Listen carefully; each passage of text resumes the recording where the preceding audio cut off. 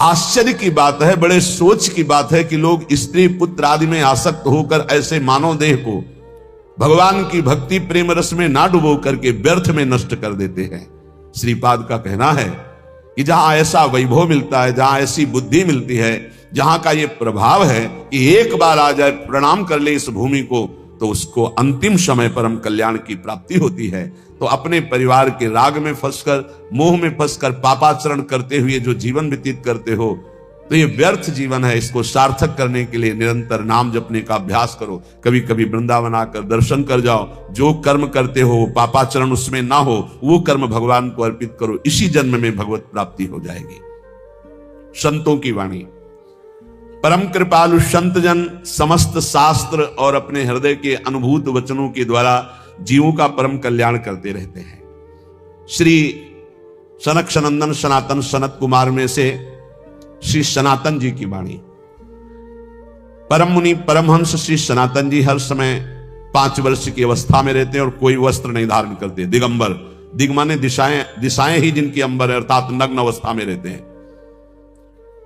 ये वर्णन करते हैं कि एकादशी व्रत को हरितोष व्रत कहते हैं। भगवान की प्रसन्नता के लिए, हरिजू की प्रसन्नता के लिए एकादशी व्रत रहा जाता है। प्रायः समस्त वैष्णव जन रहते हैं। जो रसिक जन प्रियाजू के चरणों के अनन्य हैं, उनका एक ही व्रत है, श्यामा श्याम की 8 पहर उपासना करते हुए अपने मन वृत्ति को श्यामा श्याम में समर्पित करना। यहां ज्ञान ध्यान व्रत कर्म जीते सब काहू में नहीं मोहि प्रतीति, रसिक अनन्य निशान बजायो एक श्याम श्यामा पद प्रीत। पर जो एकादशी व्रत रहते हैं परम धन्य है, वो हरितोष व्रत है। अब एकादशी व्रत का नियम क्या है और कैसे एकादशी व्रत का फल मिलता है, कई बार चर्चा हुई। बहुत सुंदर तस्मात् शास्त्रम प्रमाणम ते, शास्त्र प्रमाण के अनुसार श्री सनातन मुनि बोल रहे हैं। अथ ते नियमान वच्मि व्रते ह्रस्मिन् दिनत्रये, कास्यम मानुषम मसूरान्नम चणकांको द्रवास्तथा, शाकम मधुपरान्नम च पुनर्भोजन मैथुने, दशम्याम 10 वस्तूनि वर्जयेत वैष्णवः सदा। जिसे एकादशी रहनी हो और एकादशी का फल प्राप्त करना हो, उसको ये नियम पालन करना चाहिए। अथ ते नियमान वच्मि व्रते ह्रस्मिन् दिनत्रये, उसको 3 दिन, एक तो दशमी और एक द्वादशी और फिर बीच में एकादशी, उसको 3 दिन संयम में रहना होता है, तब बीच की एकादशी का उसे फल प्राप्त होता है। जिससे एकादशी व्रत रहना हो, उसका नियम है कि दशमी के दिन कांसे के पात्र का त्याग करें। वैष्णव सिद्धांत है कि कभी जिसमें मांस बना उस रसोई का भोजन न ग्रहण करें। मसूर की दाल, चना की दाल, कोदों और कोई भी शाक, शहद, दूसरों का अन्न, दोबारा भोजन और मैथुन, ये दशमी के दिन त्याग दे। एक बार दशमी के दिन भोजन करे 24 घंटे में, क्योंकि एकादशी रहना है। कांसे का पात्र, जिस रसोई में मांस बना उसके भोजन का त्याग, मसूर की दाल, चना, कोदो, शाक, मधु अर्थात शहद और दूसरे के द्वारा दिया हुआ भोजन और दोबारा भोजन और मैथुन क्रिया, इनका दशमी के दिन कभी भी प्रयोग ना करें। इन 10 वस्तुओं से वैष्णव दूर रहे दशमी के दिन। फिर एकादशी के व्रत में, ये पीछे तो हम वर्णन कर ही चुके हैं, कहीं नहीं आया या कुटू का वो कचौड़ी पकौड़ी और सिंघाड़ा का हलवा और ये दुनिया के खीर और सब। ये एकादशी के दिन किसी भी तरह की गेम आदि क्रीड़ा ना खेले। जैसे अब आज व्रत है तो बैठे हैं अपना मोबाइल में गेम खेल रहे हैं, ऐसा कोई भी क्रीड़ा नहीं। द्वित क्रीड़ा, किसी भी तरह का गेम, ये सब खेल नहीं। द्वित क्रीड़ाम च निद्राम च तांबूलम दंत धावनम, परापवादम पैशून्यम स्तेयम हिंसाम तथा रतिम, कोपम हृत वाक्यम च एकादश्याम विवर्जयेत। एकादशी के दिन उपासक को चाहिए कि वो किसी भी तरह की क्रीड़ा, मनोरंजन बिल्कुल नहीं। चनिद्राम, नींद नहीं लेनी उसको, न दिन में न रात में, एकादशी व्रत। और प्रायः पुराने महापुरुषों ने ऐसा किया है। रामदास जी डाकोर के रात में जाते थे, रणछोड़ भगवान के यहां कीर्तन करते थे जाकर, तभी तो भगवान उनके कीर्तन पर, उनकी भक्ति पर रीछ कर गाड़ी में बैठकर उनके साथ आए थे। पूरी रात जगकर कीर्तन करना, और दिन में तो सोना ही निषेध है। द्वित क्रीड़ाम च निद्राम च तांबूलम, पान खाना निषेध है एकादशी को, बिल्कुल नहीं, जो व्रत रह रहे हैं। और दंत धावनम, वृक्ष से तोड़कर जो दतून की जाती है एकादशी के दिन नहीं। परापवादम, दूसरे की निंदा करना, चर्चा करना नहीं, अर्थात अधिकतर मौन व्रत धारण करे एकादशी के दिन। पैशून्यम, चुगली करना। स्तेयम, कोई चोरी करना। हिंसाम, वाणी से, शरीर से, मन से किसी को दुख पहुंचाना। रतिम, अर्थात भोग करना, मैथुन करना। कोपम, किसी के ऊपर गुस्सा करना। अनत वाक्यम, झूठ बोलना। एकादश्याम विवर्जयेत, एकादशी के दिन ये नहीं करना चाहिए। एकादशी को एक बार कुछ फलाहार शुद्ध, अगर आपके पास कोई व्यवस्था नहीं तो थोड़ा दूध है, जल है, ऐसे आप लेकर, या थोड़ा सा फल ले लिया, थोड़ा सा फल लेकर के प्राण पोषण, एक दिन में मर नहीं जाओगे। कितने तो निर्जला एकादशी रहते हैं, हर एकादशी निर्जला। पूज्य श्री मथुरादास जी निर्जला ही रहते थे हर एकादशी। चलो भैया, आपकी सामर्थ्य नहीं तो जल 2-4 बार ले लो, एक बार थोड़ा सा दूध और फल ले लो, चल जाएगा काम, प्राणों का पोषण हो जाएगा। ये आचरण न करे, एक बार कुछ आहार ले ले, वो भी शुद्ध भगवद अर्पित प्रसाद।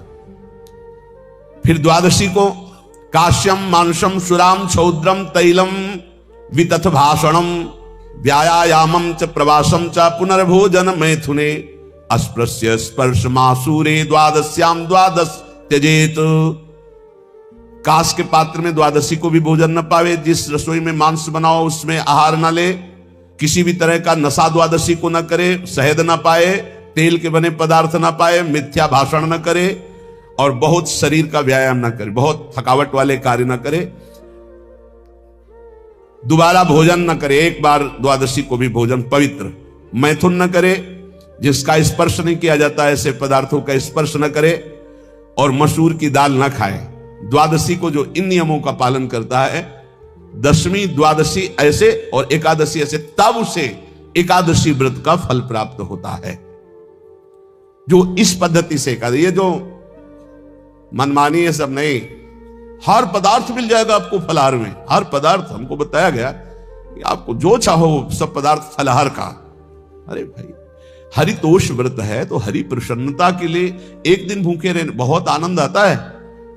पहले भगवत कृपा से ऐसी गंगा जल पी करके कुछ दिन, फिर कभी कभी निर्जला एकादशी का भी आनंद। बड़े संन्यास मार्ग में थे तो बड़े संयम से सब शास्त्रीय पद्धतियों का निर्वाह होता था।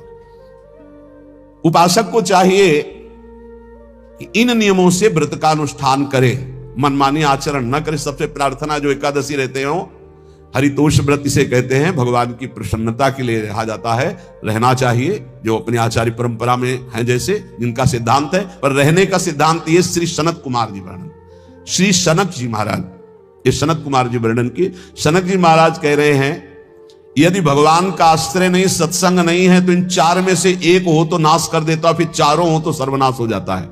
यौवनम धन संपत्ति प्रभुत्व विवेकता एकैपमप्यनर्थाय किमु यत्र चतुष्टयम। यदि सत्संग नहीं है, यदि भगवद आश्रय नहीं है, खूब धन हो, जवान अवस्था हो, और बढ़िया पद मिला हो, प्रभुत्व चलता हो, और अज्ञान हो, फिर क्या कहना है? बोले ये चारों जहां मौजूद होते हैं वहां सर्वनाश का खेल शुरू हो जाता है। अगर इनमें से एक हो तो सर्वनाश करने में पर्याप्त है, और अगर चारों हो तो फिर क्या कहना है? यौवनम, जवान हो, धन संपत्ति, खूब रुपया पैसा हो, प्रभुत्व, कोई पद हो, कोई अधिकार हो बड़ा, फिर अविवेकता और अज्ञानी हो, तो बोले एक नाश कर देगा, फिर चारों तो नाश ही कर देंगे। और अगर सत्संगी है तो ये चारों महान कार्य कर देंगे। क्या यौवनम, जवान है, खूब दूसरों की सेवा, मेहनत पूर्वक धन संपत्ति कमाकर माता पिता की सेवा, परिवार की सेवा।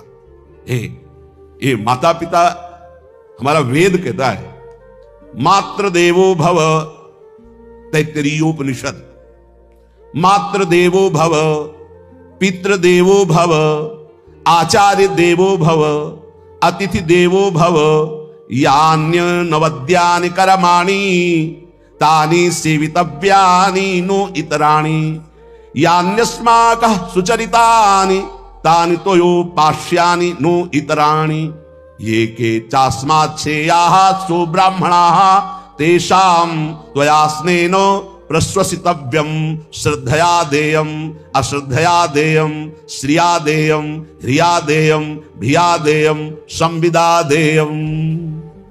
वेद कहता है मातृदेवो भव, माता साक्षात हमारी भगवान है। देव हरि को कहते हैं, केशव देव जैसे कहा, हरि को कहते हैं, गोविंद देव। मात्र देव, माता भगवान है। हे धिक्कार है उन पुत्रों को जो अपने माता के द्वारा पोषित किए हुए शरीर से हाथ उठाते हैं अपने माता पिता के ऊपर। नरक में तुम्हारी जो दुर्दशा होगी भोगोगे। एक हमको दिखाया गया दृश्य कि अपनी माता की कोख में लात मारता है, थप्पड़ मारता है, पिता बैठा है उसको लात मारता है, थप्पड़ मारता है, बाल घसीट कर गेट तक माता को ले जाता है। अब इनकी जो दुर्दशा होगी ये बोल नहीं पाएंगे, बता नहीं पाएंगे। ऐसी जगह मारा जाता है कि बस तलकते रहो, कुछ कह नहीं सकते, घोर नरकों की प्राप्ति होती। वेद कहता, तैत्तिरीयोपनिषद, मात्र देवो भव। ध्यान से सुन लो, सत्संग है, ये माता साक्षात भगवान है। अगर तुमने मारा वाह भर करके इसके आंसू गिरे, जितने आंसुओं की बूंद से भूमि के कण भींजेंगे उतने कल्प तक नरक भोगोगे। ध्यान रखना, तुम्हारा कभी यश, कभी कीर्ति, कभी श्री, कभी हिरी, ये कभी तुम्हारे उदय नहीं हो सकती। तुम्हारा सर्वनाश हो जाएगा अगर मां पे हाथ उठाया। पितृदेवो भव, पिता साक्षात भगवान है। देखो भगवान अवतरित हुए तो